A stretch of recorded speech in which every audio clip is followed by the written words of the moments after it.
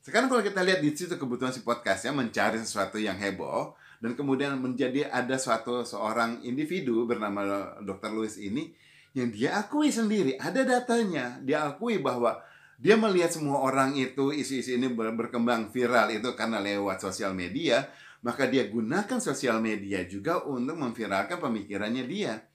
Jadi ini bukan suatu pemikiran lagi, tapi sebagai suatu langkah, suatu akal-akalan untuk menggunakan sosial media, ini memviralkan pemikirannya dia, menjadi sebagai jalan gitu loh. Oke? Udah jelas ya di situ. Nah sekarang kita lihat, udah jelas nih sekarang lingkup yang lebih luas. Kepada Dr. Owen-nya ini, oke, siapa dia? Gak terus sampai mendetail keluarganya apa segala, saya nggak sana lah. Telematikan nanti saya terlalu mengupas seorang Dr. Lewis gitu ya, kepada sampai terlalu mendetail. Cukup ujung-ujungnya aja saya yang ungkapkan sekarang. Anda cek sendiri silahkan ya, browsing sendiri hal apa yang pernah dilakukan oleh Dr. Lewis ini dan secara reputable.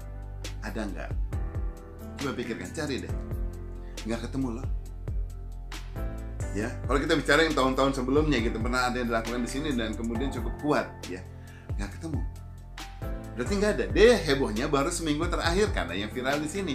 Sebenarnya pemikiran dia di situ jadi nggak ada. Berarti kalau dibilang sebagai apakah dia seorang yang kredibel, menjadi suatu tanda tanya. Dia bukan siapa-siapa kok. Ya, dia sama dokter yang lain. Cuma banyak dokter yang lain yang fokus terhadap penanganan masalah, sibuk untuk melakukan hal ini. Sementara ini dokter yang Lewis di sini malah memanfaatkan di sini, dia nggak sibuk kan udah nggak ada kegiatan kali, ya nanti saya ungkapkan kenapa nggak ada kegiatannya gitu. Akhirnya dia menggunakan di sini sebagai media untuk menyebarkan satu pemikiran dia saja. Dan dia melakukan ini apa? Tanpa analisa, tanpa penelitian. Dokter Lewis ini menyatakan interaksi obat yang memati orang di situ tanpa penelitian yang valid.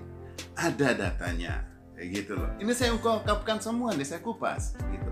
Nanti tayangan saya ini bisa jadi beberapa part karena saya nggak mungkin potong terlalu panjang ya. Saya biasanya potong 10 10 10. Oke. 10 menit maksudnya 10 menit. Nah, lanjutnya sekarang, kenapa saya bisa utarakan dia itu? Ya, kita lihat seorang Dr. Lewis Owen di sini, dia mendapatkan gelarnya di mana? Terbukti bahwa dia hanya mendapatkan suatu S1 ya di Fakultas Kedokteran ya. Kemudian dia sudah hanya bekerja sebagai PNS. Selanjutnya dia tidak kembangkan, dia tidak mengambil spesialisasi. Harusnya orang memang mengaku kemudian kayak gini kalau tingkatnya seorang dokter, dia menjadi fokus pada satu kasus, dia bisa mengahli karena dia mau fokus terhadap satu kasus tersebut sesuai dengan keahliannya dan spesialisasinya dia. Gitu loh. Tetapi kalau dia bilang dia melakukan pembelajaran bahwa dia fokus pada anti-aging, di sini ternyata bukan sebagai suatu keilmuan yang untuk suatu pengambilan gelar, tetapi dia hanya ikut kursus.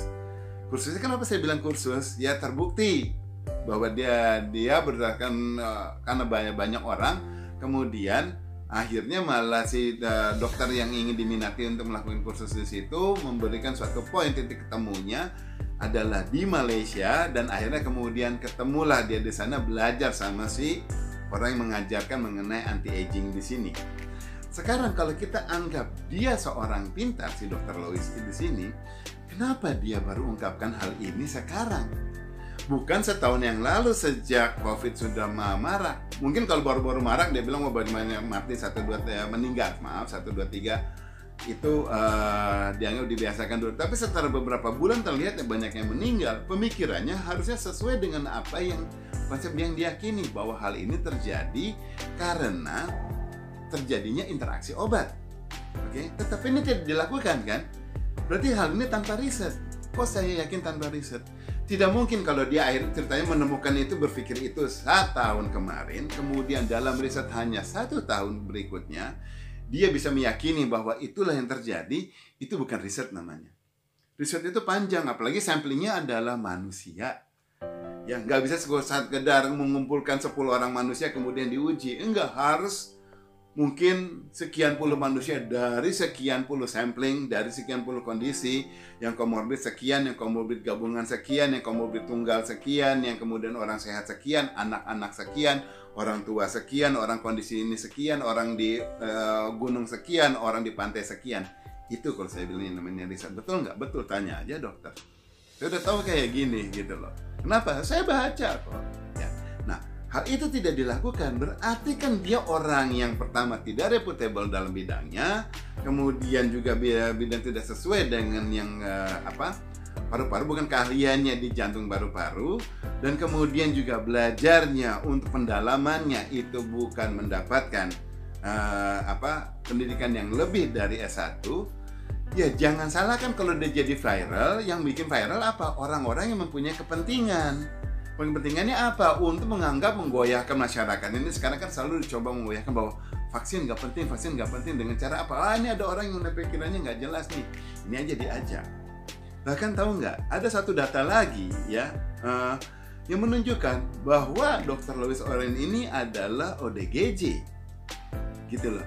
Apa betul dia ODGJ? Nanti dibuktikan dengan mungkin langsung kepada pihak yang melakukan pengujian, gitu.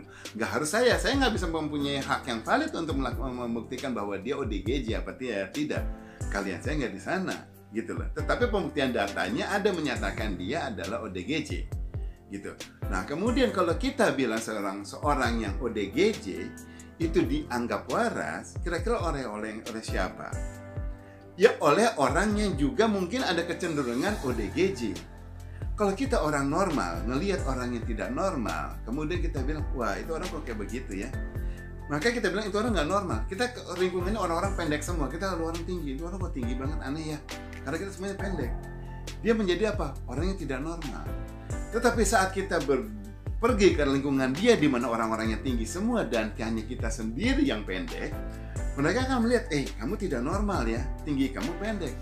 Begitu pula kalau kita hitam di antara orang yang putih, kita tidak normal. Dan kita putih di antara orang hitam, kita juga orang hitam yang lihat, Anda tidak normal.